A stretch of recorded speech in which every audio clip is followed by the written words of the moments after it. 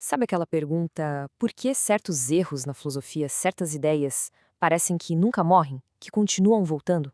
Bom, hoje a gente vai mergulhar numa possível resposta para isso, analisando um argumento bem específico do Olavo de Carvalho sobre qual seria a origem do erro. E tudo começa com uma afirmação bem forte, hein?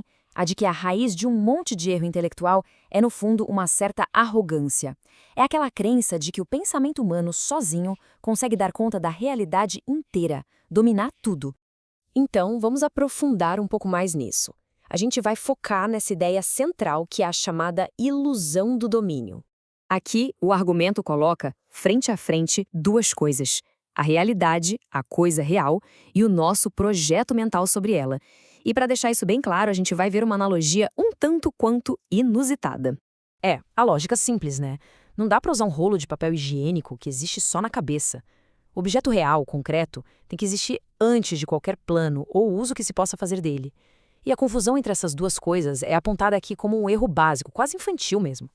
Ok, então se esse é o erro, qual seria o caminho certo? Como é que o conhecimento deveria ser construído segundo essa linha de raciocínio?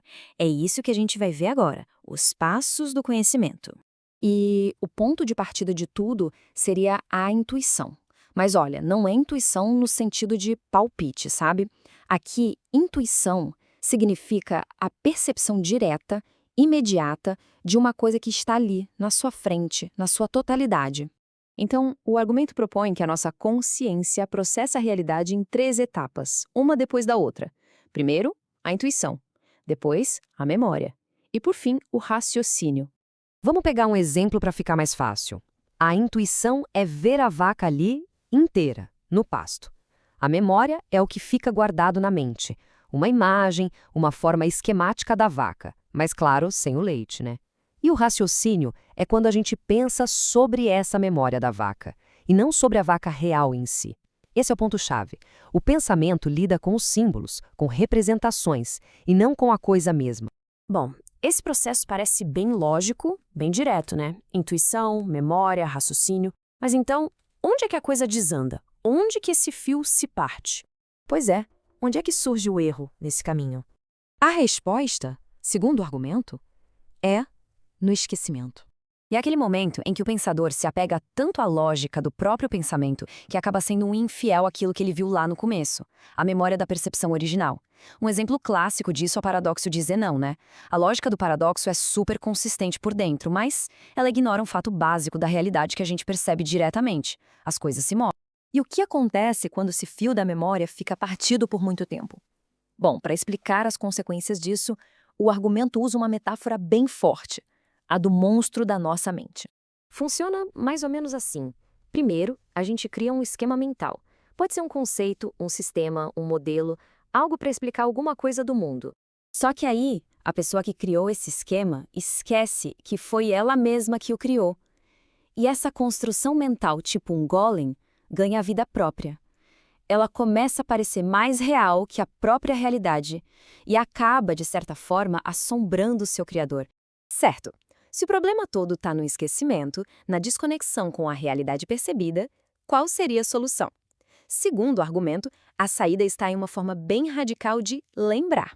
É sobre encontrar a verdade na própria consciência. A ideia aqui é que o verdadeiro sentido da verdade seria, então, a fidelidade à memória. E é por isso, segundo essa linha de pensamento, que a verdade só existiria na confissão. E não é confissão no sentido religioso comum, mas no ato de admitir para si mesmo aquilo que já se sabe por percepção direta, antes de começar a elaborar qualquer teoria por cima. E para ilustrar esse ponto, de que a consciência individual é sempre o lugar decisivo, o argumento traz um exemplo da teologia. Ele distingue o papel do magistério da Igreja, que seria assegurar a fidelidade na transmissão de uma revelação, de onde a fé de fato acontece, que é na alma de cada pessoa. Ou seja, a verdade pode estar disponível, mas o conhecimento dela só acontece, ou não, por um ato de livre-arbítrio individual. O ponto final, então, é este. O conhecimento de verdade, seja ele qual for, até mesmo científico, só acontece de fato dentro da consciência individual. Ele dependeria, em última instância, dessa fidelidade pessoal àquilo que foi percebido e guardado na memória. E essa análise toda nos deixa com uma pergunta bem inquietante para a gente pensar. O que acontece, afinal, quando a gente corta o fio da nossa própria memória? O que acontece quando o nosso pensamento se desconecta daquilo que a gente viu com os próprios olhos?